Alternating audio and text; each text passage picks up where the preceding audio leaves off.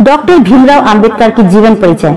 वास्तविक नाम भीमराव रामजी अंबेडकर, उपनाम बाबा साहेब बोधिसत्व भीम भीवा। व्यवसाय भारतीय विधिवेत्ता, अर्थशास्त्री, राजनीतिज्ञ, शिक्षाविद, समाज सुधारक और भारत के प्रथम कानून मंत्री। प्रमुख कार्य, उन्होंने अछूते दलितों के खिलाफ सामाजिक भेदभाव के विरुद्ध अभियान चलाया। उन्होंने भारतीय संविधान तथा राष्ट्र निर्माण में महत्वपूर्ण भूमिका निभाई। प्रसिद्ध विचार, पहला, बुद्धि का विकास मानव अस्तित्व का अंतिम लक्ष्य होना चाहिए। दूसरा, शिक्षित बनो, संगठित रहो, संघर्ष करो। तीसरा, शिक्षा शेरनी का दूध है, इसे जो पिएगा वो शेर की तरह जरूर दहाड़ेगा। चौथा, इतिहास बताता है कि जहाँ नैतिकता और अर्थशास्त्र के बीच संघर्ष होता है वहाँ जीत हमेशा अर्थशास्त्र की होती है। पांचवा, किसी भी कौम का विकास उस कौम के महिलाओं के विकास से होता है। व्यक्तिगत जीवन, जन्म तिथि 14 अप्रैल 1891, आयु 65 वर्ष, जन्म स्थान मध्य प्रदेश में सैन्य छावनी महू, मृत्यु तिथि 6 दिसंबर 1956, मृत्यु स्थल दिल्ली, मृत्यु का कारण मधुमेह की लंबी बीमारी से, समाधि स्थल चैत्यभूमि मुंबई, राशि मेष, हस्ताक्षर राष्ट्रीयता भारतीय, गृहनगर मध्य प्रदेश में सैन्य छावनी महू, स्कूल सतारा स्कूल महाराष्ट्र भारत, सरकारी हाई स्कूल एल्फिंस्टन, विश्वविद्यालय बॉम्बे विश्वविद्यालय, कोलंबिया विश्वविद्यालय, New York London school of economics, gracing London, Berlin विश्वविद्यालय, ओस्मानिया विश्वविद्यालय हैदराबाद भारत। शैक्षणिक योग्यता, स्नातक बॉम्बे विश्वविद्यालय से, समाजशास्त्र, राजनीतिक शास्त्र, अर्थशास्त्र और मानव विज्ञान में पढ़ा स्नातक कोलंबिया विश्वविद्यालय न्यूयॉर्क से, PhD London school of economics से, एमएससी ग्रेसिंग लंदन से, barrister London school of economics से, डीएससी कोलंबिया विश्वविद्यालय न्यूयॉर्क से, एलएलडी ओस्मानिया विश्वविद्यालय हैदराबाद भारत से। परिवार, पिता रामजी सकपाल सूबेदार, माता भीमाबाई सकपाल, भाई बालाराव और आनंदराव, बहन मंजुला, तुलसी, गंगाबाई लक्ष्गावडेकर, रमाबाई मालवणकर, दादा मालोजी सकपाल सैनिक, धर्म हिंदू बौद्ध धर्म परिवर्तन, जाति अनुसूचित जाति महार, शौक या अभिरुचि पुस्तकें पढ़ना, संगीत सुनना और यात्रा करना, पसंदीदा चीजें, पसंदीदा व्यक्ति गौतम बुद्ध, हरिश्चंद्र, कबीरदास, प्रेम संबंध एवं अन्य जानकारियां, वैवाहिक स्थिति, विवाहित पत्नी रमाबाई अंबेडकर, विवाह 1906, निधन 1935, डॉक्टर सविता अंबेडकर, विवाह 1948, बच्चे बेटा यशवंतराव अंबेडकर, मीराबाई के बेटे। डॉक्टर भीमराव अंबेडकर से जुड़ी कुछ रोचक जानकारियां। भीमराव अंबेडकर का जन्म मध्य प्रदेश में सैन्य छावनी महू में एक मराठी परिवार में हुआ था। वो रामजी मालोजी ब्रिटिश सेना में सूबेदार और भीमाबाई की 14वीं संतान थे। भीमराव अंबेडकर हिंदू महार जाति से संबंध रखते थे, जिसे समाज में अछूत जाति कहा जाता था और इस कारण उन्हें सामाजिक और आर्थिक रूप से भेदभाव का सामना करना पड़ता था। बचपन से ही भीमराव गौतम बुद्ध की शिक्षा से प्रभावित थे। अनुसूचित जाति से संबंधित होने के कारण उन्हें सामाजिक प्रतिरोध का सामना करना पड़ता था और स्कूली पढ़ाई में सक्षम होने के बावजूद छात्र भीमराव को अस्पृश्यता के कारण कई समस्याओं का सामना करना पड़ता था। एक दिन रामजी सकपाल ने भीमराव का उपनाम सकपाल के बजाय आमडवेकर लिखवाया था, क्योंकि कोंकण प्रांत में उपनाम में अपने गांव के नाम लगाते थे। भीमराव के पिता आमडवे गांव से थे। वर्ष 1997 में भीमराव अपने परिवार के साथ मुंबई चले गए और वहां एल्फिंस्टन हाई स्कूल से प्राथमिक शिक्षा प्राप्त की, जहां अंबेडकर एकमात्र अस्पृश्य छात्र थे। अप्रैल 1906 में जब वो 15 वर्ष के थे तब उनका विवाह 9 वर्ष की लड़की रमाबाई से हुआ। वर्ष 1907 में उन्होंने मैट्रिक की परीक्षा उत्तीर्ण की और अगले वर्ष एल्फिंस्टन कॉलेज में प्रवेश किया, जो कि बॉम्बे विश्वविद्यालय से संबंधित था, और ऐसा करने वाले वो पहले अस्पृश्य छात्र बने। वर्ष 1913 में उन्हें सयाजीराव गायकवाड़ तृतीय बड़ौदा के गायकवाड़ द्वारा स्थापित एक योजना के तहत न्यूयॉर्क स्थित कोलंबिया विश्वविद्यालय में स्नातकोत्तर शिक्षा के अवसर प्रदान करने हेतु 3 साल के लिए 755 प्रति माह बड़ौदा राज्य की छात्रवृत्ति प्रदान की गई थी, जिसके चलते 22 साल की उम्र में वो संयुक्त राज्य अमेरिका चले गए। भीमराव अंबेडकर जॉन डेवी के लोकतंत्र निर्माण कार्य से काफी प्रभावित थे। 9 मई को उन्होंने मानव विज्ञानी अलेक्जेंडर गोल्डवेगर द्वारा आयोजित एक सेमिनार में भारत में जातीय प्रणाली उत्पत्ति और विकास पर एक लेख प्रस्तुत किया, जो उनका पहला प्रकाशित कार्य था।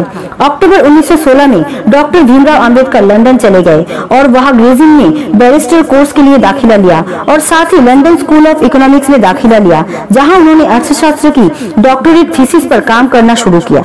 जून 1917 में वो अपना अध्ययन अस्थायी रूप से बीच में ही छोड़कर भारत लौट आए। भारत लौटने पर भीमराव बड़ौदा राज्य के सेना सचिव के रूप में काम करने लगे, जहां कुछ दिन बाद उन्हें पुनः भेदभाव का सामना करना पड़ा। अंत में बाबा साहेब ने नौकरी छोड़ दी और एक निजी ट्यूटर और एक लेखक के रूप में काम करने लगे। वर्ष 1918 में वो मुंबई के Sydenham college of commerce and economics में राजनैतिक अर्थव्यवस्था के प्रोफेसर बने, जहां उनका अन्य प्रोफेसरों के साथ पानी पीने के जग को साझा करने पर विरोध किया गया। भारत सरकार अधिनियम 1919 को तैयार कर रही साउथ बोरो समिति के समक्ष जब भीमराव अंबेडकर को गवाही देने के लिए आमंत्रित किया गया, तब अंबेडकर ने दलितों और अन्य धार्मिक समुदायों के लिए पृथक निर्वाचिका और आरक्षण देने की वकालत की। वर्ष 1920 में उन्होंने मुंबई में साप्ताहिक मुकनायक के प्रकाशन का कार्य शुरू किया, जिसका इस्तेमाल अंबेडकर रूढ़िवादी हिंदू राजनेताओं या जातीय भेदभाव से लड़ने के प्रति भारतीय राजनीतिक समुदाय की अनिच्छा की आलोचना करने के लिए करते थे।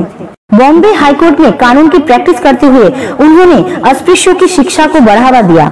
उनका पहला संगठित प्रयास बहिष्कृत हितकारिणी सभा की स्थापना की, जिसका उद्देश्य शिक्षा और सामाजिक आर्थिक सुधार को बढ़ावा देना था। वर्ष 1930 में भीमराव अंबेडकर ने कालाराम मंदिर सत्याग्रह को शुरू किया, जिसमें लगभग 15,000 स्वयंसेवकों ने प्रतिभाग लिया था। यही नहीं, इस आंदोलन में जुलूस का नेतृत्व एक सैन्य बैंड ने किया था और उसमें एक स्काउट्स का बैच भी शामिल था। पहली बार पुरुष और महिलाएं भगवान का दर्शन अनुशासन में कर रहे थे। जब सभी आंदोलनकारी मंदिर के गेट तक पहुंचे, तो उन्हें गेट पर खड़े ब्राह्मण अधिकारियों द्वारा गेट बंद कर दिया गया। विरोध प्रदर्शन उग्र होने पर गेट को खोल दिया गया, जिसके परिणाम स्वरूप दलितों को मंदिर में प्रवेश की इजाजत मिलने लगी।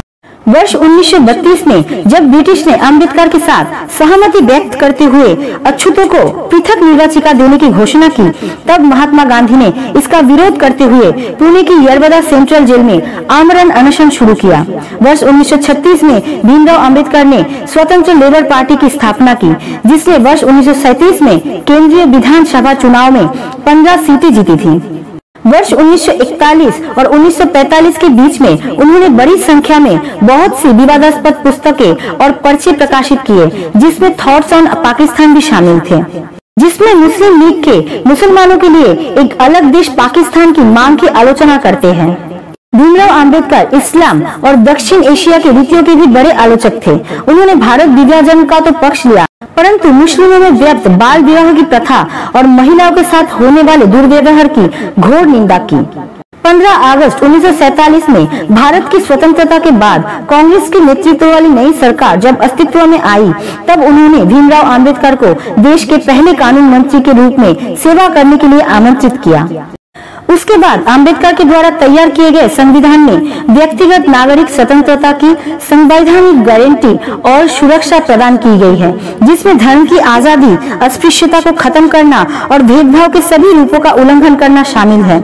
इसके अलावा उन्होंने महिलाओं के लिए व्यापक आर्थिक और सामाजिक अधिकारों के लिए तर्क दिया और अनुसूचित जातियों SC और अनुसूचित जनजातियों ST और अन्य पिछड़ा वर्ग OBC के सदस्यों के लिए नागरिक सेवाओं, स्कूलों और कॉलेजों में नौकरियों के आरक्षण की व्यवस्था शुरू करने के लिए असेंबली का समर्थन जीता, जो एक सकारात्मक कार्रवाई थी।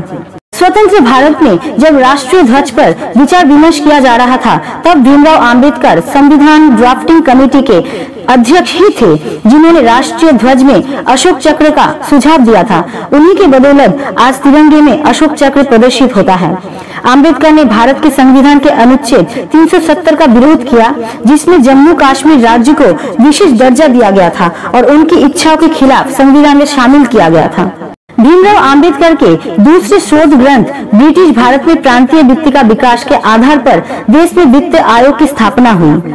उन्होंने अर्थशास्त्र पर 3 पुस्तकें लिखी: administration and finance of the east Indian company, the evolution of provincial finance in British India, the problem of the rupee, its origin and it's solution.